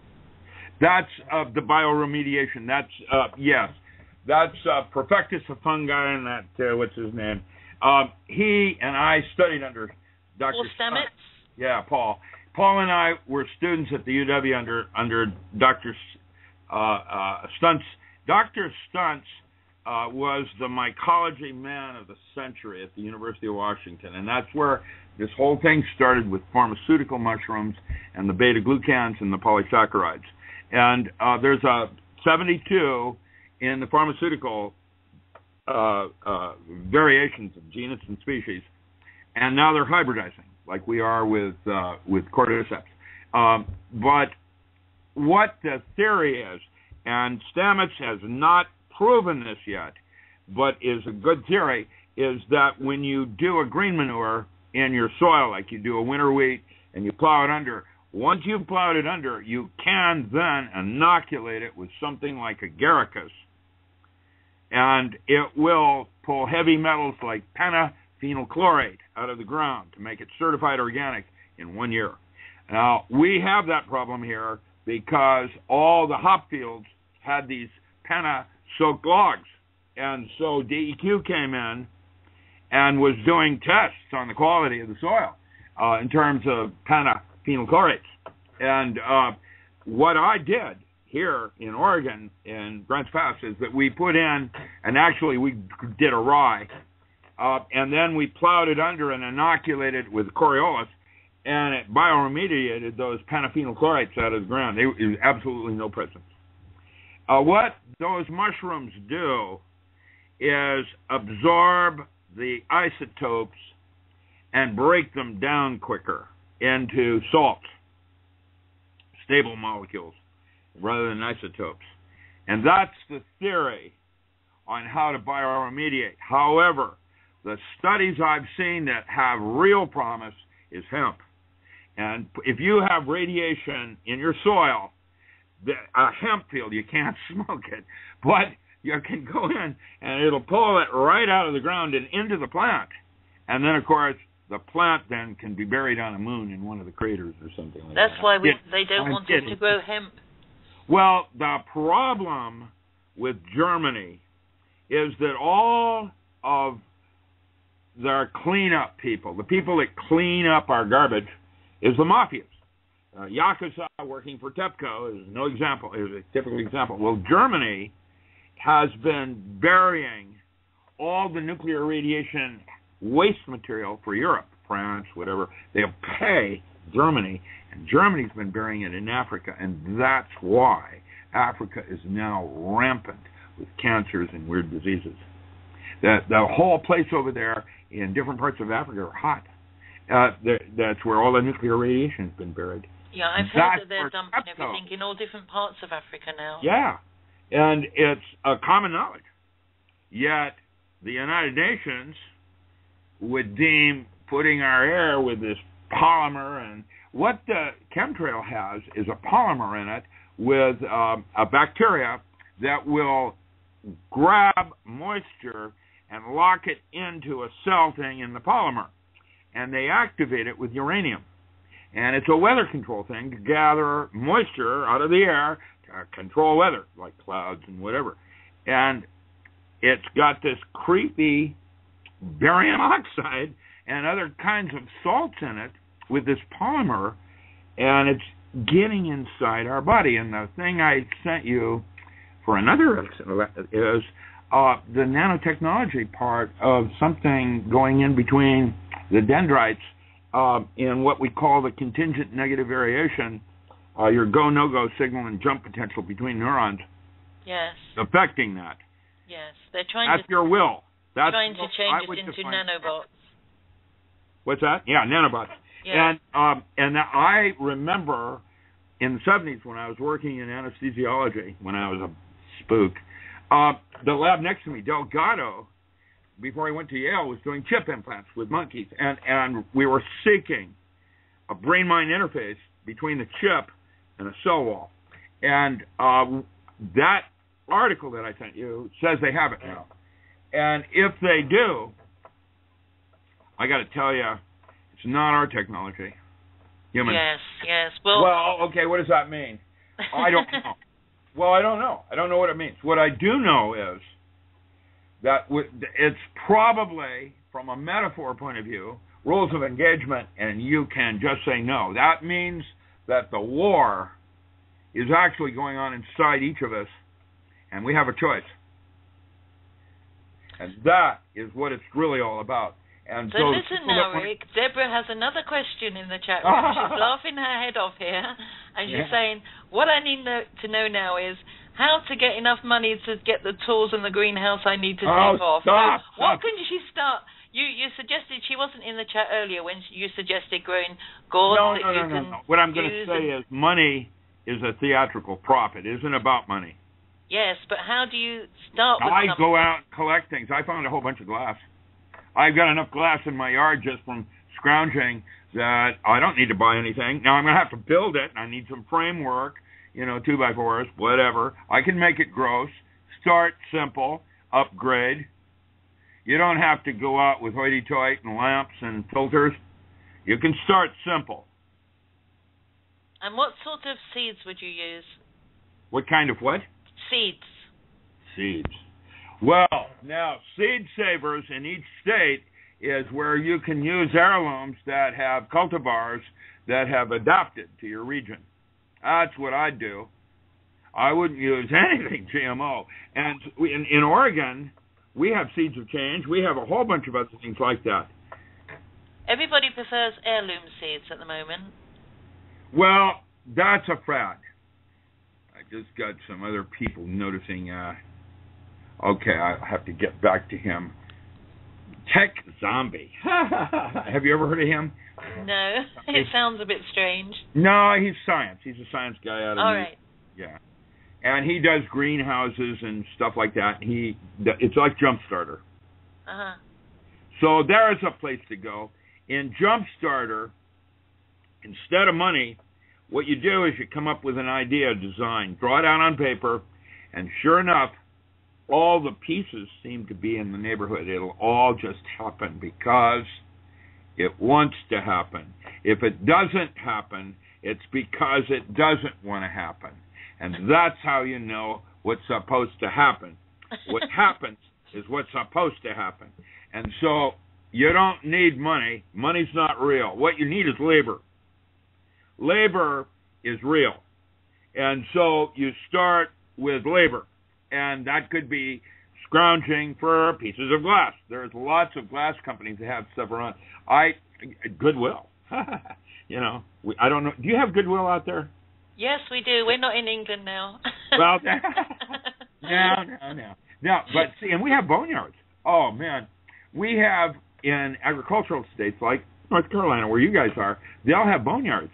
These are old, dead machinery places. Jerry's actually in New York.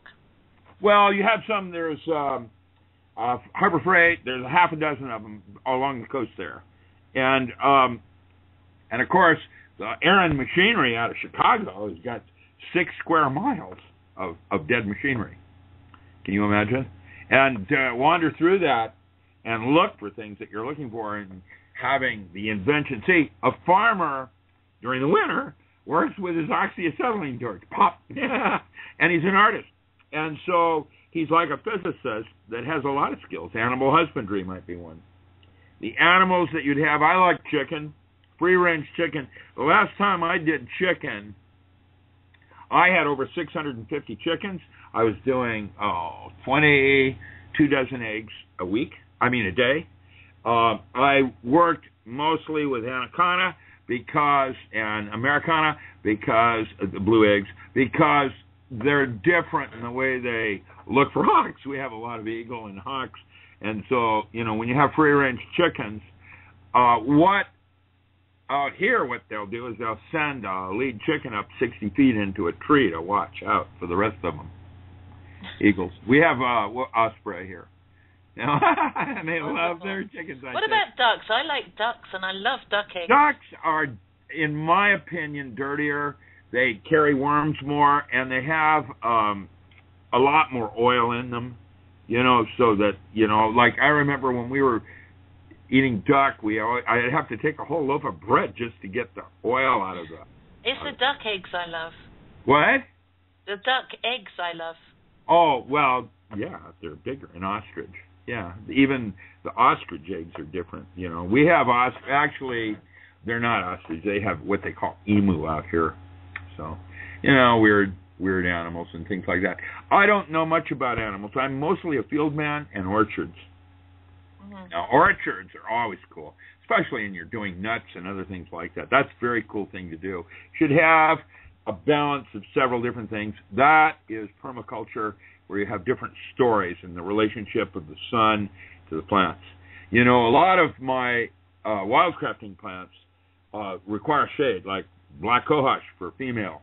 And so there's where I would have in my garden, I would put my black cohosh where the sun, I might shade with some cardboard or plywood, shade the sun so it can actually hit the root and the plant. It's shaded. And simulating like forest farming. That's a new book I have coming out. It sequels Native Plants of Commercial Importance. It's forest farming, where we're doing the same crops, but how to farm them, in the forest, natural habitat, what they call, wild ginseng. It's forest-grown ginseng. Usually it's four-year-old plant. Things like golden seal, echinacea. Echinacea is usually a 2-year crop, and for roots, and you can do a 4-year on that usually, but ginseng is the one that's a 4-year crop. And a 4-year crop of ginseng is really a nice thing to have. The ginsenosides are pretty good tonics, and especially the American ginsengs, the quinquefoliums. So, and that all grows native, right where you are, native. And there's wild yams. You could do Mexican yams, diacordes. Those are all real easy grown in your area. Other root crops in the forest, you could be doing wild indigo for dyes. Deborah's asking again, where can I find starts for wasabi? A horseradish. That's what wasabi is, horseradish. okay? And all your seed companies carry horseradish. That is what wasabi is. There's different kinds, but it's horseradish. And that's what you want to grow is horseradish. And they call it wasabi. That's Japanese, but it's horseradish. It's easy to grow. It's like rhubarb. Oh, rhubarb goes crazy. Well, there you go. Well, your wasabi. It'll be green. She wants the Japanese wasabi. That's a cultivar. That is not a different genus or species. I think it's the same, but it's a variation. And again, you can get that at either Johnny Select Seed or Richter's of Canada, Richters.com. And by the way, I'm one of the experts. They have a forum there where people have real serious questions, and then that would be what I would answer is, how to go in and take that particular crop or something. So people can go on that site and ask questions? Yeah, that's what it's about, yeah. Mm-hmm. Can you give me the site again? What is it? It's Richters.com. How do you spell that? Richters, Richters, for Conrad Richter, Otto Richters. It's Otto Richters originally in the 50s. They're the ones that did the first certified organic in North America. Came from Austria. And that's where it all started, was in Austria. And they came over and set up in Toronto, and now Johnny Select Seed is the one in Maine that competes. And they're both good. They're both good. So, what you do is visit both sites. What about other things that are generally good for our health, like garlic, turmeric, things like that? Well, the whole list. Turmeric's absolutely. Garlic's like chocolate, cures everything. And there's so many different varieties of garlic. Not many people know. Well, no, there aren't. Yes, there are. No, there aren't. It's what you want. You're talking about elephant garlic and all of that. That's an onion, by the way. So it's there are different kinds of onions, and that's basic Rogers and Lowback. I just do a standard garlic, and then I particularly like Walla Walla forms of onions. But there are different kinds. And all those soils, they all grow the same kinds of things. They're perfect for mints, your peppermint, spearmint, oregano, basil. They're all square-stemmed, which means they're Labiata family. And that's what do you actually have growing at the moment for this season? What's that? What do you have growing at the moment for this season? Well, I have all my spices from leftovers that are perennials. All my perennials are now turning into mother blocks. Where there are big clumps of them, and I can spread it and give you starts and that kind of thing. My carrots are in, my cucumbers are in, my radishes. Do you grow chilies or anything like that? Yeah, I do different kinds, paprikas and others. I do a lot of it, different forms of peppers. I like bell peppers mostly, but I do chili peppers are a different kind of pepper, and what they do and how they work is that they actually elevate the body's temperature about 0.2 of a degree, and it kills most bacteria. That's how it works. I actually was growing some chili peppers here in a pot. There's different kinds, of course. The African bird pepper, they talk about Scoville units and the heat units of it and how hot they are. And, anything over 200 is too much for me anyway. That's nothing lives. And what about fruits? You have several bushes there. I have peaches, I have cots, I have apples, I have pears, and I have cherries. What was that other word? Cots? Apricots, yeah. Cots. Oh, apricots. Yeah, cots. Yeah, everybody has cots, man. That's for the squirrels. Yeah. And mine puts out a lot of cuts. When I'm talking about it, it's a 60-foot tree, and I put a tarp down to catch things. Well, you're having a good environment for growing things like that. Yeah. You could probably grow bananas there, too. Well, bananas would be something you could do inside a hothouse, easily. Papaya, avocado, absolutely. Our friend Chase Binney, who plays all that wonderful music, practically lives on bananas. Well, they're good and fat. They've got a lot of potassium. So, yeah, they're not an all-terrain food, but they're actually quite healthy for you. The fats are a little high in them, but I like the potassium. Potassium is almost as good as papaya. Papaya is better. It's got papain and other enzymes in it that are even better for you than banana. And what about things like dates and figs? Well, dates and figs we have those here too. I don't have any in my thing. We have some nuts as well. Figs are cool. I love what kind of nuts figs. have you got? We have mostly hazel. I mean, what you're growing.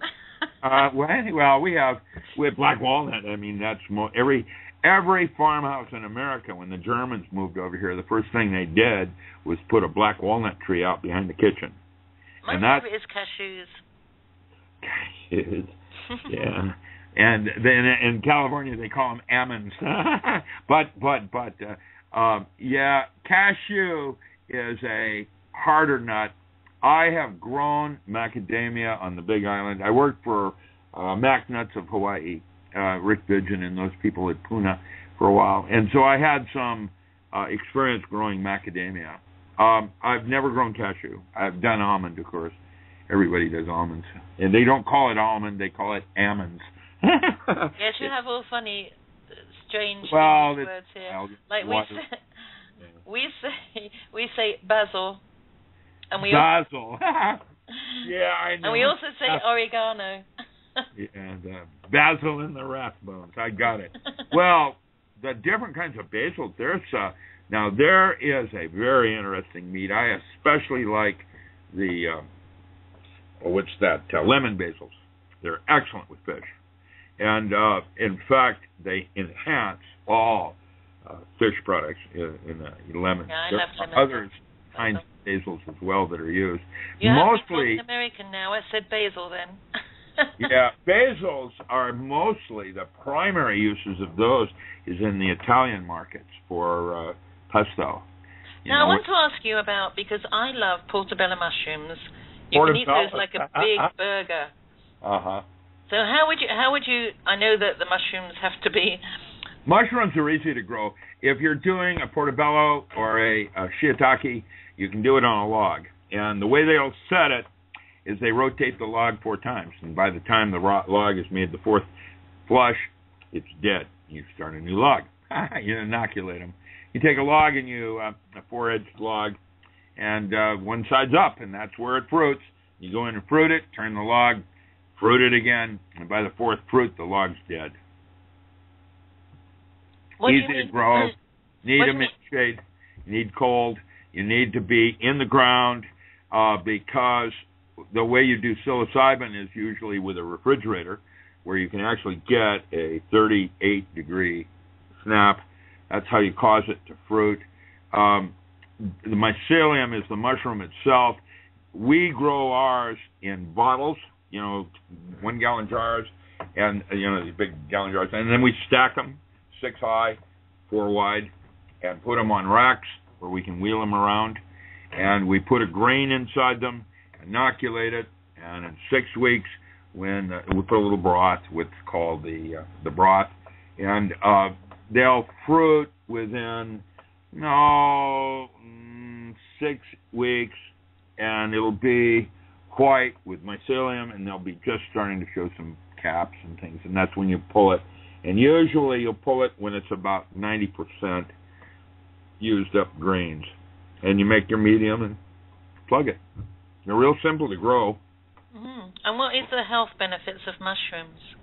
Well, they're different kinds. Gourmet is different. Your portobello is more like a gourmet mushroom. The pharmaceutical ones that are also just good, like agaricus, the button mushrooms you get in stores. That's an agaricus. It's agaricus, not blazei, which is the bigger, larger one that comes out of Brazil.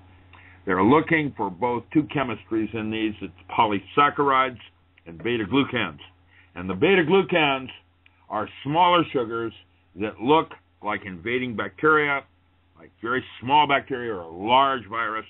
And what happens is your body freaks out, thinks it's being invaded with a toxin, and it releases NK killer cells. It basically sharpens the immune system. And it's okay to do that. Beta-glucans then are used for viruses and things of that nature. The polysaccharides are longer, bigger sugars that might have as many as 100 oxygen molecules in it. When they break down inside the cell wall, they release the oxygen, And that's where you get anti-cancer as a byproduct. What it's really doing is increasing the ATP in your body, or adenosine triphosphate. That's where cold fusion occurs in the body. And the oxygen, and that includes the brain. That means eating these mushrooms will make you smarter. And they do. They actually, that's how it works. And there are hybrid forms where you're getting more polysaccharides. What we've done a lot of times with beta-glucans is that we'll use a 6-mushroom. I wonder if they've gone and dropped off. I suddenly heard no more talking.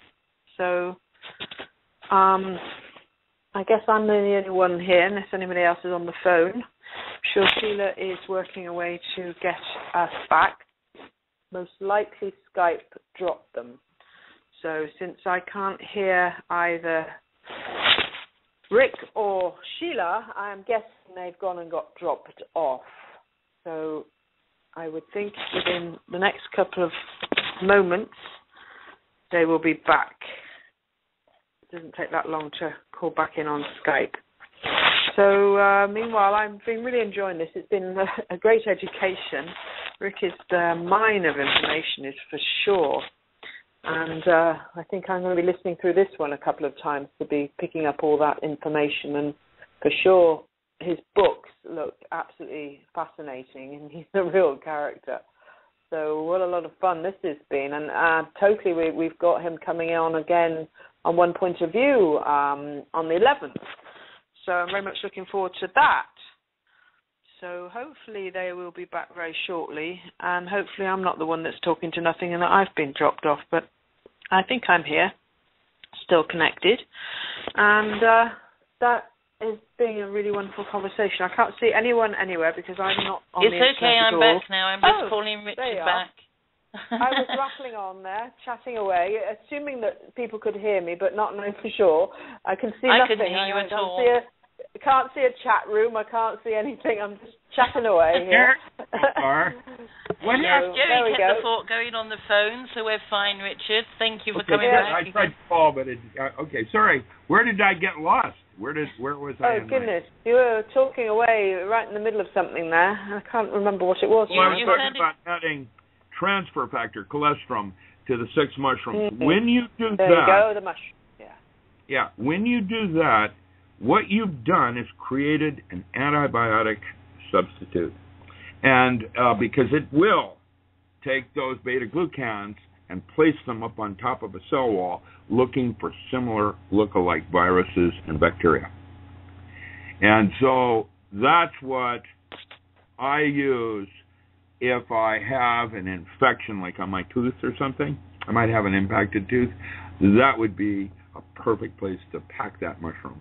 Right there. Oh, wow. I've only heard of cloves for teeth. No. Clove is a numbing agent. It doesn't sterilize or do anything. What clove does, that's, what is that, the Marathon Man. What clove does... I'm not the Marathon Man. That was awful. Right on that. That was so painful. Little kid memory. What clove does is numb the pain. It doesn't address it. And the transfer factor with these beta-glucans will actually go in and clean that thing up quick like. In fact, they've done several studies where they've used this in feedlots for salmon. Rather than putting antibiotics in it, they've put the cordyceps mushroom and virtually eliminating all disease without putting antibiotics in the food chain. Do you use hydrogen peroxide as an alternative? Hydrogen peroxide, yeah. Hydrogen peroxide is that extra oxygen molecule that causes the oxidation process. And that is part of what we call the structuring in water, in the way that beads or forms a surface tension against a foreign cell wall. And that's how structured waters, it's the way that interface between water and the cell wall occurs with what you call, turgor, or surface tension. And that has to do with pH, It has to do with an extra oxygen molecule. Before hydrogen peroxide, apple cider vinegar works really good too. But before hydrogen peroxide, what often happens is you break down water so that it's no longer H2O, it's H709 with a free radical ion. That's called Carey-Reams water, Willard water, whatever. That is an activated water like you would get from a waterfall. That's why being around a waterfall is so refreshing, because the air you're breathing, the water in it has been activated. It is not hydrogen peroxide, but it's close. That's how that works.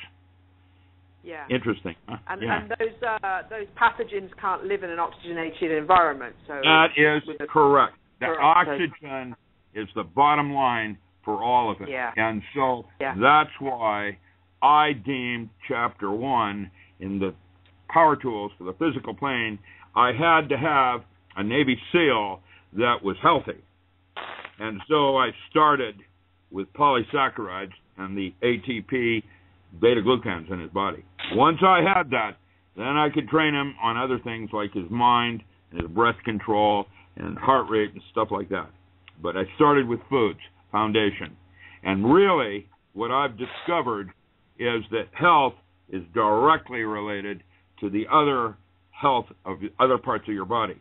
If a spirit, it's going to a fat doctor. Yeah. What's wrong with that picture? And the physical plane.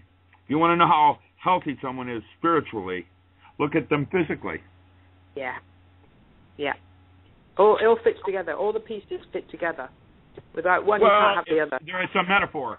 And it's a metaphor in resolution of information. And that's why EQ, emotional states, are more important than physical states. And so your attitude and your mind's eye is what is actually creating reality right now. And so you have to be very careful for the thoughts you choose to entertain. And if they came from somewhere else, or they came from your sick part of yourself, where you're trying to hurt yourself or whatever, you need to take responsibility for seeing what you're doing in a type of witnessing process where you step back and use your beliefs and things of that nature as a metaphor, and change your thoughts. And if they come back, change them again. If they come back, change them again, just like in meditation. It's a discipline. Did I scare you? No, I just wondered if Jerry had anything else to say. Go ahead, Jerry. That's kind of a mouthful there. Yeah, no, I mean, that's really, and that's the other thing that I know we jumped away from it, but that's what that breatharianism is about. It's about belief. If you believe you need food, you need food. And belief, here's the most important thing in my book even. Beliefs are arbitrary and really need to be used as tools. If you were a staunch Christian and two aliens walked in the door, the big question is, would you be able to see them? I wouldn't have seen it if I hadn't believed it. And once you understand that, then you can watch how that belief is working for you or not. And let me tell you, it doesn't mean you get rid of your belief, like you're a Christian or whatever. What you do is you do it like, I have a pair of bell-bottom pants I am never going to fit in again, but I'm never going to throw them away. Well, it's like your beliefs. They're very comfortable. They bring back a part of your life that is essential to you. But they might get killed in Iraq. And so you put them aside and you use them as tools. And that's one of the chapters in how to change belief systems like you would a pair of clothing. Survival. Absolutely. Well, and there's some beliefs that are so useful. I've believed my whole life my body can heal itself, and it works for me because I believe it so strongly. It absolutely does. And I know it. When I had hip surgery, I've had both hips done. Let me tell you, the second time, I chose not to do any tramadol. And I was a terrible, whiny person, but guess what? I healed 4 times faster than when I used tramadol. I'm not even talking about oxycodone. I'm talking about lightweight pain medicine delays healing. Pain has a reason. And what happened is I recovered 4 times faster, and it's a better hip. There you go. Yeah, use your body and use your body to heal itself. Well, try to be a poster child. Try to vision it. As long as what they did with me on my hip is I had the surgery, and 5 hours after surgery, they woke me out of surgery and made me get up and walk 1,500 steps. I then got back into bed, go to sleep, and the next morning, I walked out of the hospital with just a cane. I didn't even need a walker or a wheelchair. And I complained and bitched, and I'm certain that nobody liked to be around me the first day. I didn't sleep well at all because I didn't take any pain pills. Yeah. And I'm here to tell you, within a week and a half, I'm normal. Yeah. I swim every day at the lodge. Yeah. As long as you know it, as long as you know that you can do it, you're good. If you're like, then it's going to be bad, you know. You just got to go with it and believe in it. So this friend of mine's wife died of cancer because she held a bunch of anger that, quote, I'd rather die change. And she said that. Then what happened next is say, that's the deal. You have to be very mindful for why you're ill. All illness is basically the way your subconscious is trying to say something to conscious mind. And once you get it, there's no need for the disease anymore. Cancer, whatever. Once you find the cause, and you remove the cause, you heal. There's no doubt about that. And it isn't necessarily even removing it. It's like awareness of why something is the way it is. Like you have anger because of something that happened, and you need to reframe it. Yeah. You know, somehow restructure it so that it's healthy for your inside. Mm-hmm. Yeah. And can't we now take this awareness that we know of looking after our body outside into everything around us? But it's a metaphor. It's a metaphor. You focus on your body, and the spiritual part comes along for the part because it's the same thing. It's just a coarser way of looking at what everything's going on in its physical plane. There's physical, emotional, intellectual, and archetypal. And those 4 steps are what take you to yourself. And the archetypal plane is when you become me. And we are part of collective unconscious. But the physical, emotional, that's why EQ is more important than IQ. And intellectual is when you see the bigger picture. And then the 4th stage, when you have union with self, is when you see the big picture and how you and I are both sick and how we are codependent in terms of our relationships and how we can revision those for health. So can we not revision what's happening to our food and everything and create our own energy around it? Well, that's the theory. I haven't gotten there yet. That's the book. I know, but it's coming. It must be coming, Rick. That's what we're all getting to. I know, the non-local mind in a holographic universe, how to change the movie. I'm close to, it's the brain is a 4-dimensional hologram of 5 space. If you can learn how to go to different places in the brain, you can change the movie. That's exactly how it works. Yes. And that's how we're going to overcome all these problems. Well, good luck with that part of it. We can overcome. No problem. I think I'll Mind over matter. Come on now. Mind over matter. That's all it takes. Put yourself together. That's what we need to do. Yeah. A little bitch slapping. That's what I need. Yeah. I'm just mind over matter. No more mamby-pamby, poncy, whiny stuff. I love it, man. Get on with it. Mom. You know? I know the English is fun. Yes, Mom. Benny judged us all. Treatment. Actually, in Mexico, one of the things I saw was the family was still intact, and it was all around the mother. The grandmother was the archetype, but it was the mother that ran the show, and all the children, even in that squalor of Mexico City, the children were still happy.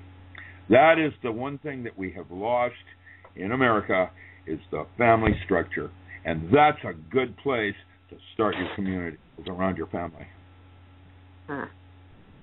Teach your children well is the song I like to sing. You know, Crosby, Stills, Nash, Young. That was, teach your children well. they're watching you, and if you're not doing it, how are they going to learn how to do it? Yes, it's all about lead by example. Yeah. That is exactly correct. Walking the talk. There you go. And we're actually coming to the end of our show now. It's gone so quickly. We only have 4 minutes left. Before you give your rundown at the end, Rick, I'd just like to go over the guests that we have coming up soon. Sure. Yeah. Tomorrow is our numerology, Numbers in Time with Carmel, as usual. And then we're free, actually, for the weekend. But then on the 7th, we have Indigenous People's Voice. That's on every Monday at 9 o'clock. Next week on Unity in Community, we have Michael Lightweaver, who founded and built on the Mountain Light Sanctuary in Asheville. Many of us have been there. It's a wonderful place. He grew bamboo, made all his outbuildings from bamboo. He's got some beautiful things going on there, wonderful energy. And then on the 11th, Dr. Richard Miller is back with us again for One Point of View, when we will be going into much more detail about all the experiences he's had. On the 12th, we've got One Point of View with Nyara Ilsley.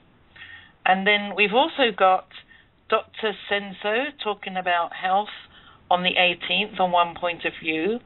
And then we've got Walk the Talk with Kurt, who's coming back every third Saturday to talk about his favourite work and what happens to us when we're born. Walk the talk, yes, that's what we were talking about. Now, this Saturday, Jerry and I aren't going to have any guests on. We've decided that we're going to have a show just for us. We're going to have Jerry and Sheila in Flowment Imagineering, and we're going to be talking about us. So we invite all our friends and anyone else to join in. And everything else. Do you have anything else to say, Jerry, before I pass back to Rick? No, that sounds like you've done a pretty good rundown of all of that. So let's hear from Rick. Well, a bunch of divas I enjoyed. I hope that. Are you there, Rick? Yes, I am. I was saying how I appreciate working with divas, and I'm most welcome to come back anytime you'd like me. I'd love to do that. I'm good. Thank you very much. Yeah. Well, it's important, you know. I just want to say again that people can get hold of your many wonderful books at Oak Publishing. Oak-Publishing, yeah. Oak-Publishing.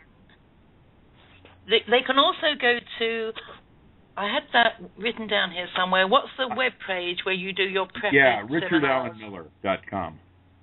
USA Preppers. USA Prepares is with Vincent Nelly, but I'm richardalanmiller.com. Right. And it's usaprepares.com. I do radio on survival every Thursday morning. And what is your role in that seminar? I'm sorry? Oh, well, survival skills with Matt Stein. We're going to be doing those in Lebanon, Missouri, back in August. Wonderful. Thank you so much, Rick, for coming on our show. We really do appreciate it. Yeah. Really interesting. Nice meeting you both. And you too. Stay on the line and we'll have a chat for a few minutes after if you have time. Okay, sure. Goodbye to everyone. Thank you for listening. The archives will be up in about 50 minutes, and then tomorrow or the next day, this show will be up on YouTube for you to listen to. Have a good evening. Good night, everyone. Thank you. Thanks, Rick. Mm-hmm. Good night. Good night. Guten Abend. Au revoir. Au revoir. Cheerio and all the rest of it.